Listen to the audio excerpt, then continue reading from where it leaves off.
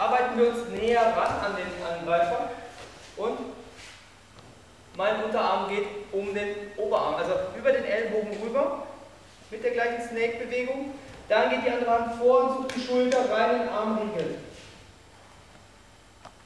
Von der anderen Seite. Rechts, links, Handgelenkschlag. Um den Arm herum. Den Ellenbogen suchen. Armriegel. Verschließen. Dann die linke Hand geht um den Arm herum. Die rechte geht zur Schulter. Dann fasst die linke den eigenen Arm und verschließt. Aus dieser Position verstärke ich meinen Druck und rolle die Schulter nach hinten und es geht abwärts. Fixieren, Bom, Stock mit Händen. Und dann ist wieder Rollentausch. Noch einmal bitte. Dann noch eine Seite. 1, 2, 3.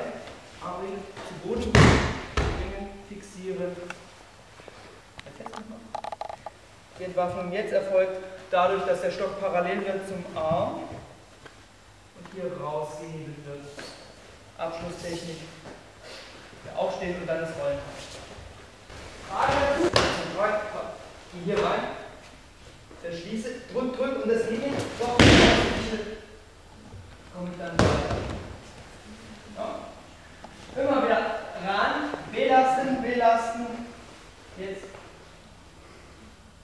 mit der rechten Hand das eine Stockende, das kurze Stockende greifen, die andere Hand greift am Stock egal wo, damit wir hier wieder parallel machen können. Stock parallel zum Arm und schlagen.